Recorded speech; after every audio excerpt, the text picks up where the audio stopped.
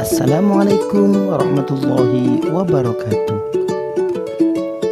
Bagaimana kabarnya anak-anak hari ini? Semoga selalu senantiasa sehat dan tetap jaga kesehatan. Bapak akan memberikan soal MIT Mapel Prakarya kelas 7 semester ganjil.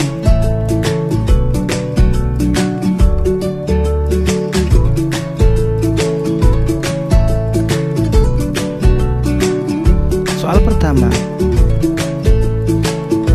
suatu jenis bahan berupa potongan-potongan yang membentuk jaringan memanjang yang utuh ataupun senyawa disebut A.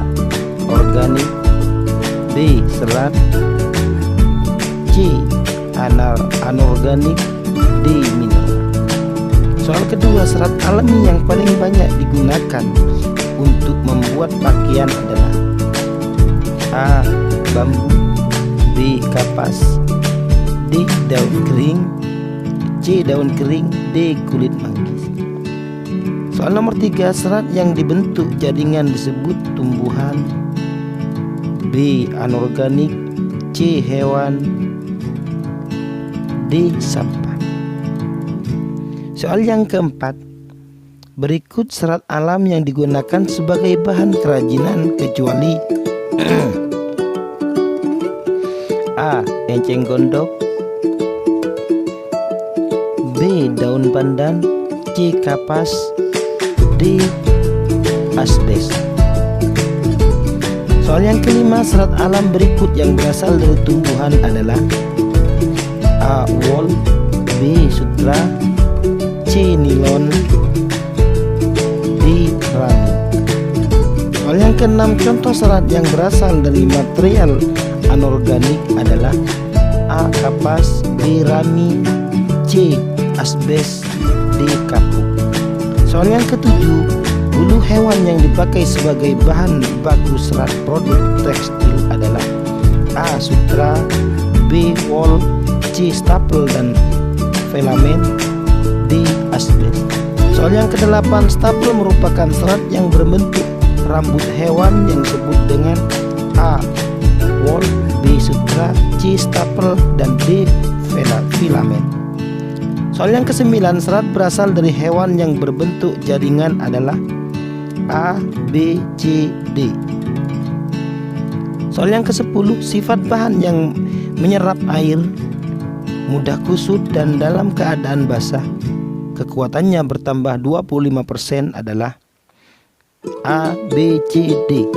Soal yang ke-11, berikut jenis serat yang dihasilkan dari tumbuhan kecuali A. Kapas, B. Wol, C. Kapuk, D. Sutra.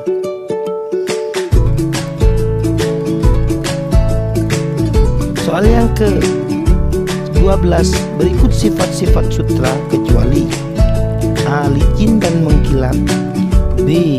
Kurang dapat mengisap air, C. Kenyal dan kuat, D.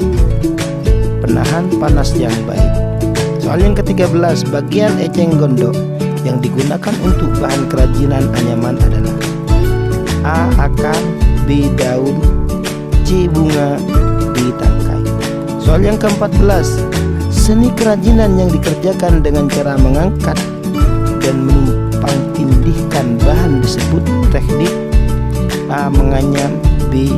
Mozaik, C. Mencetak, D. kolase. Soal yang ke-15, tahapan pengolahan serat rami yang terakhir adalah A. Penguraian bunden, B. Dekortikasi, C.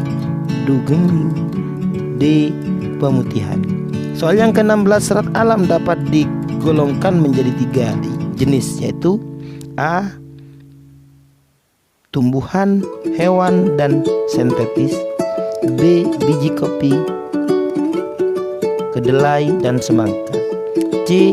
Tumbuhan, hewan, dan mineral, D. Tanah, batu, dan kerikil.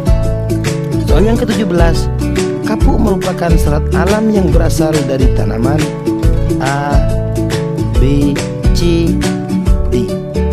Soal yang ke-18, tahapan pengolahan serat rami serupa menjadi seperti serat kapas sehingga dapat dipintal dan dicampur dengan serat yang lain adalah dekortikasi, B. deguming, C. pemutihan, D. penguraian bundel. Soal yang ke-19, berikut yang bukan serat dari biji tumbuhan adalah kapas, B. jagung, C. pandan, D. melinju. Soal yang ke-20, proses yang lebih mengandalkan keterampilan tangan disebut A. rekayasa, B. kerajinan, C. pengolahan, D. budidaya.